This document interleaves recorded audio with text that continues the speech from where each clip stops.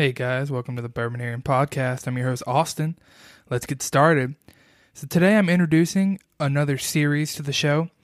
This series is going to be talking about the engineering behind whiskey, or bourbon specifically, but this applies to most all whiskeys in general, even most distilled spirits in general. But I'll make those distinctions as we go along. Today is just going to be the intro episode. I'm going to kind of tell you the schedule, and I'm going to give you the background knowledge you need to jump into these episodes. I hope this is helpful. The podcast's name is Bourboneering. The earring part is engineering. I'm an engineer by trade, and I nerd out about a lot of technical things like an engineer does. So I decided to bring that into my show. This is not going to be a permanent thing. This is going to be a series, and I want to get your feedback on it. But we're going to talk about the engineering and specifically the science behind, from grain to glass, behind whiskey and bourbon in particular. And we're going to have some fun doing it. I'm going to go into depth. I'm going to try to get some experts' opinions on things, whether that be an interview or just talking to them beforehand. But they're gonna have we're gonna have an expert say in this. I'm going to be following along all these episodes and probably most of my episodes in the future with a blog post. If you want to follow or read these blogs, I'll come into a little more detail, maybe talk about a few little different aspects of things that I don't talk about on the show.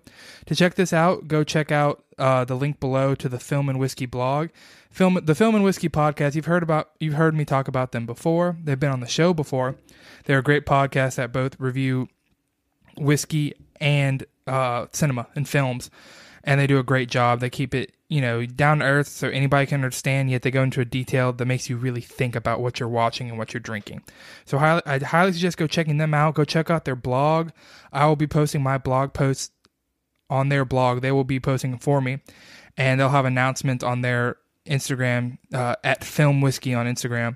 They'll have announcements of when that's posted and everything. It's going to be, so the episodes are released on a Friday. It's going to be the following week, hopefully, that these blog posts will be up, so you'll be able to follow up with these episodes. But let me know what you think about that. See if that helps. Gives you a little extra show notes other than just what I have below. Obviously, all my social medias are linked below. You hear that at the end of every episode. But go check me out. Go check out Film and Whiskey. Go check out their blog. Not just post by me, but post by them. It's awesome. Anyway, let's get into this intro episode here. So, I call it the engineering behind whiskey. It's really science. There's a lot of science. There's a lot of art. Stuff that cannot really be defined by science, or not. It's not helpful to be defined by science. So I don't want to take away the art and creativity of this. Making whiskey, enjoying whiskey is definitely an art. That being said, and as an engineer at heart, I really want to jump into the science and the technical aspects that make whiskey. So the whiskey making process basically starts with somebody growing the grain that goes into whiskey. Whiskey is made of grain. It is 100% from grain, whether that be, well, for bourbon specifically, it's going to be at least 51% corn. So it's going to be made of corn, probably some malted barley, some rye, some maybe wheat. Some people use rice. Some people use different amaranth. E.H. Taylor has an amaranth whiskey. Amaranth is a different type of grain. There's all sorts of different things you make whiskey out of, but the most common being, especially again for bourbon, it's going to be corn, rye, malted barley, and wheat.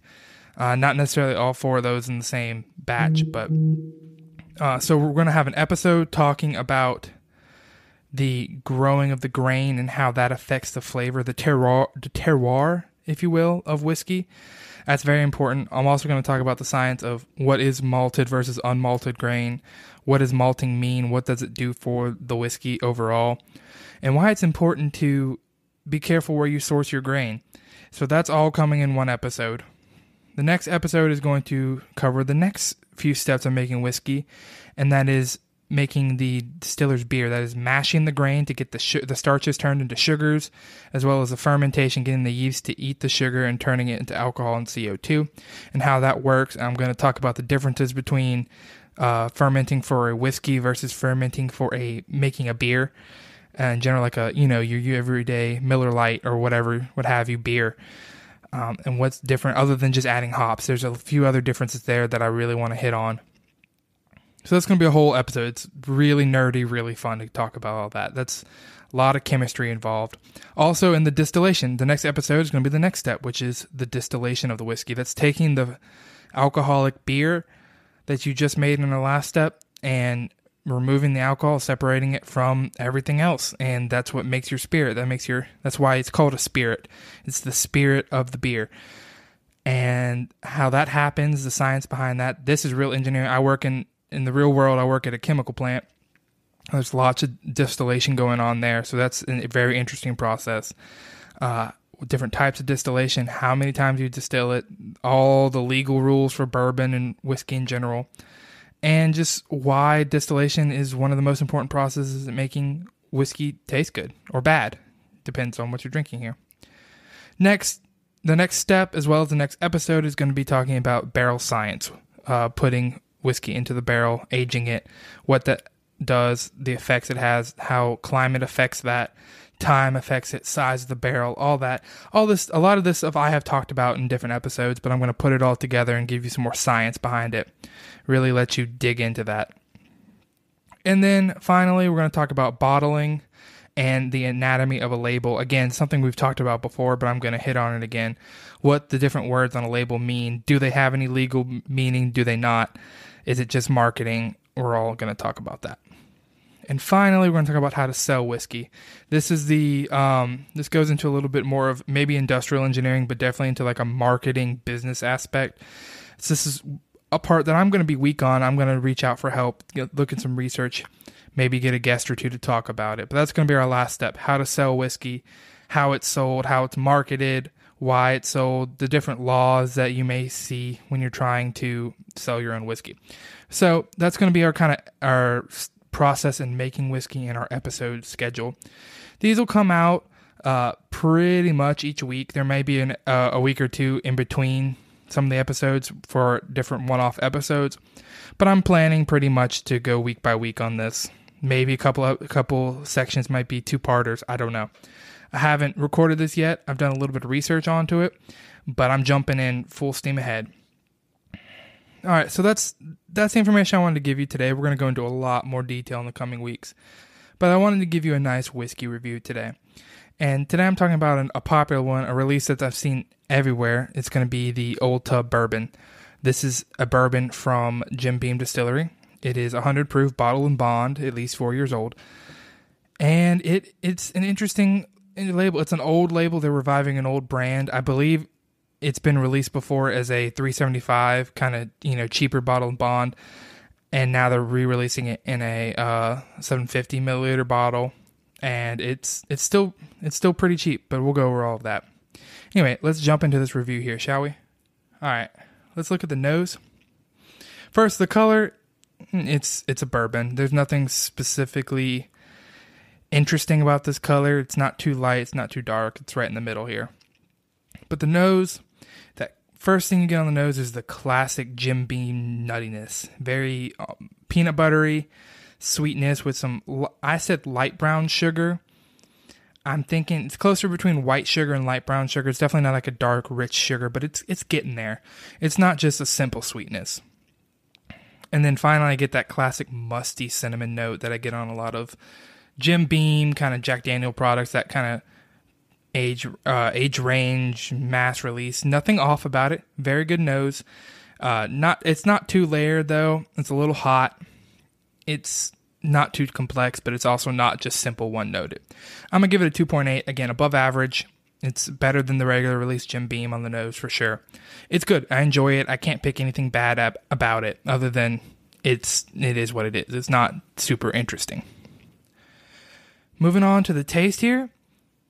All right, so right off the bat, I get Red Hot, like the candy Red Hots, hot tamales, those cinnamon candies. Very sweet, but cinnamon hot, like it's spicy almost, cinnamon. And a lot of that could be the 100 proof spiky notes there. But it really gives that same sensation. I remember as a kid eating those hot tamales and those Red Hots. But after that, definitely get that Jim Beam nuttiness. It's definitely Jim Beam. And I'm not saying that because it's a Jim Beam product. I'm saying like white label Jim Beam or even repeal batch Jim Beam, just taken to another level. It's definitely got more flavor there because of the proof, but it's also hotter because of the proof. It's definitely hot. But the non-chill filter aspect comes in. It's definitely got a mouthfeel to it. It's creamy almost. I sound pretentious saying that, but there's something there more so than just drinking Jim Beam that's kind of like light and thin on the taste. And the sweetness here, it's a lot of that brown sugar that I got in the nose kind of went away to a more simple sweet, like a corn syrup or a white, table sugar sweetness. And the finish is real short, not much there, but what can you expect? But I really enjoy this taste. That Red Hot is really bringing me back to my childhood. And it's not like Fireball or anything. It's not overpoweringly cinnamon, but it's enjoyable. It tastes like candy to me. It's enjoyable. I'm giving this a 3 out of 5, I think. And finally, the value. MSRP for this bottle is $23. I paid a little more. I paid closer to $30, but it seems like it's staying pretty close to $23, $25, which is a great value for this taste, I think. I'm giving it a 3.8 on the value. For the price, it is really good.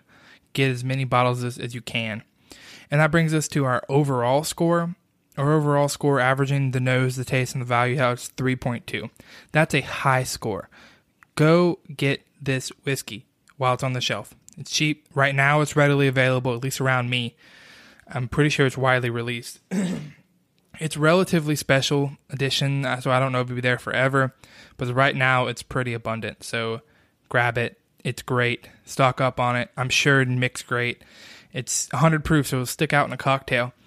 But it's also, it takes Jim Beam, turn it up a notch, and kind of take away some of the younger notes in a Jim Beam. It's fantastic. I really, really, really love the Repeal batch, which I called for one of the best values. In fact, I think it won my bottom shelf bracket battle a few years back. It was fantastic. This is that plus some. It's got the non-chilled filter like the Repeal batch, but it turns up the proof, and although it is a little bit hotter, ethanol wise, it'll definitely take it up to that extra notch, and its price is not much higher. I think there's like $17-$18 for the Repeal batch, and this is $23-$25. I think it's highly worth it for sure at this price point. Anyway, y'all, thanks for listening. I hope you enjoy this series. You'll be seeing this blog post on Film and Whiskey's blog in the coming week or two. Follow up. This one's short. These episodes are going to be in different lengths, maybe two-parters, so let me know what you think. All right, guys, cheers. Thanks for listening, guys. If you enjoyed the podcast, make sure you subscribe on whichever player you're using. Leave a comment and leave a 5-star review if you can. Once you've done that, go follow me on Instagram at Bourboneering or on Twitter at InBourbon, or go like our Facebook page, Bourboneering. All this, as well as my Prestige Decanter affiliate link and a link to sign up for a weekly newsletter, are all below. Thanks for listening, everybody. Cheers.